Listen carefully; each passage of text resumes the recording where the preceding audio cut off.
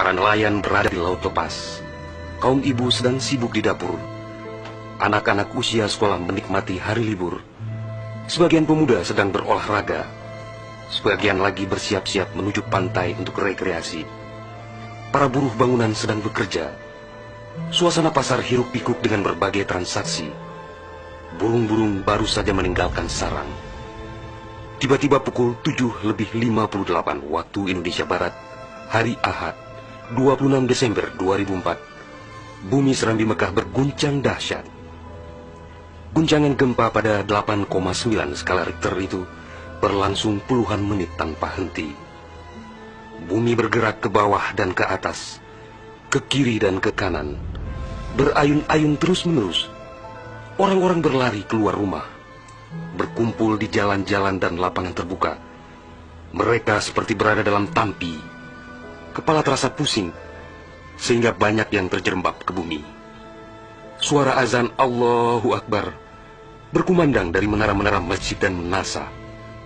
Suara zikir pun membahana di mana-mana. Jutaan mulut manusia melafazkan asma Allah dan Rasulullah secara terus-menerus. La ilaha illallah, Muhammad Rasulullah.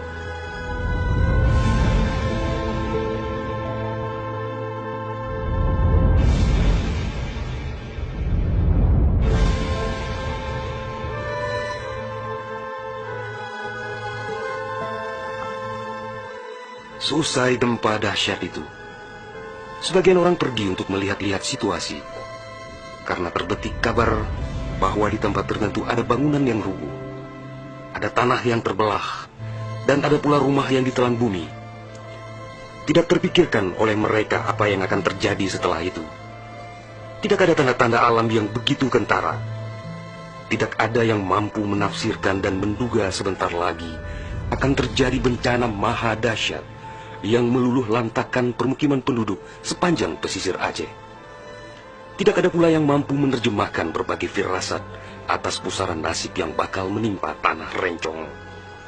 Juga hampir tidak ada yang memahami tanda alam, manakala air laut surut beberapa ratus meter. Orang-orang di pesisir pantai tampak asyik mengumpulkan ikan yang menggelepar-gelepar. Bahkan air sungai pun mengering, namun tidak ada yang dapat membaca tanda-tanda itu. Mereka seakan melupakan gempa yang baru berlalu.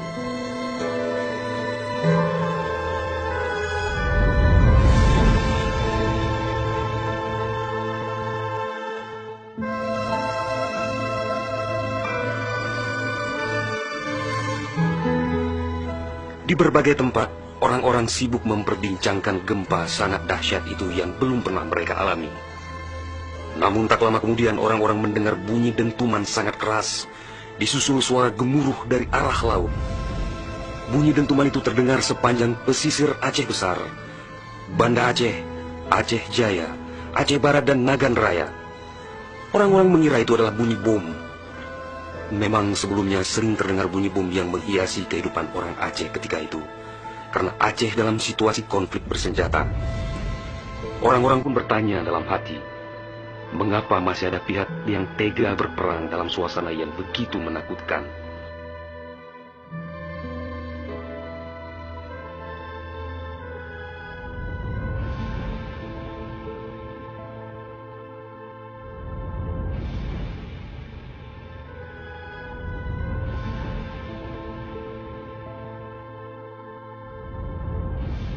Orang-orang mengira pagi itu hanya sekedar gempa. Mereka sama sekali tidak menduga bahwa bunyi dentuman keras tersebut adalah akibat patahan lempengan bumi yang berpusat di Samudra Indonesia, sekitar 149 km sebelah selatan Calang Aceh Jaya. Dan itulah penyebab gempa, di samping kehendak Allah pemilik alam semesta. Belum sempat mereka bernafas lega akibat gempa, dalam suasana gebalau dan kucar kacir itu, tiba-tiba daratan diterjang air laut. Air berwarna hitam pekat itu datang sangat tiba-tiba dengan suara gemuruh yang menakutkan. Ia berlari sangat cepat, menerjang apa saja yang dilaluinya. Di tempat-tempat tertentu air mencapai ketinggian 18 meter. Bahkan ada yang mencapai 35 meter, seperti di kawasan Lokna. Dari jauh air yang beringas itu tampak bagaikan rupa naga yang menggeliat-geliat mencari mangsa. Air dengan kecepatan 900 km per jam itu bagaikan bulldozer yang melumut apa saja yang ditemuinya. Orang-orang berusaha menyelamatkan diri dengan berbagai cara. Namun hampir semua orang, hewan-hewan, benda-benda, rumah, lakbatat kaye bate, digulung air itu tanpa kecuali. Semua wilayah yang dilaluinya pun hancur berkeping-keping. Air laut yang datang menyamai kecepatan pesawat terbang itu, ternyata namanya tsunami.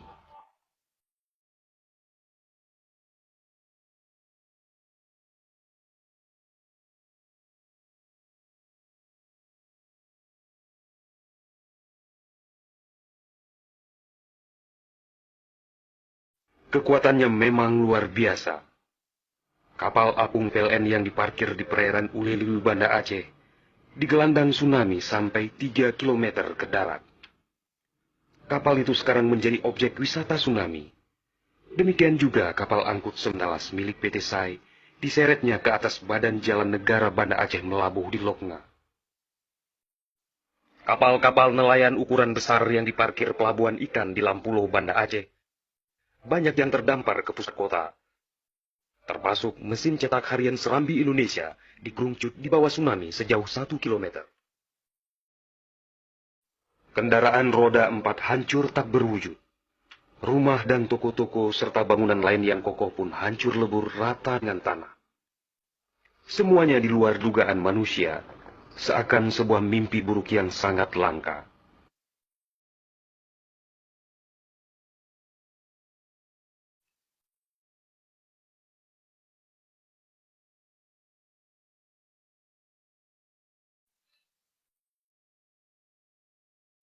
Setelah kira-kira 15 menit air laut itu beraksi, suasana pesisir Aceh pun lengang, sunyi, sepi, senyap, dan hening yang tak bisa dilukiskan dengan kata-kata. Sebagian besar permukiman penduduk rata dengan tanah, seakan instrumentalia kehidupan telah berakhir sampai di sini.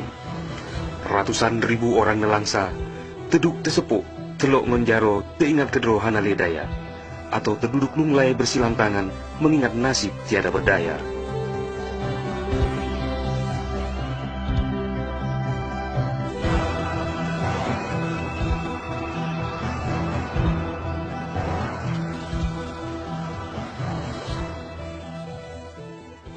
Tsunami yang diakibatkan gempa tektonik itu juga melanda Malaysia, Thailand, India, Maladewa, Sri Lanka,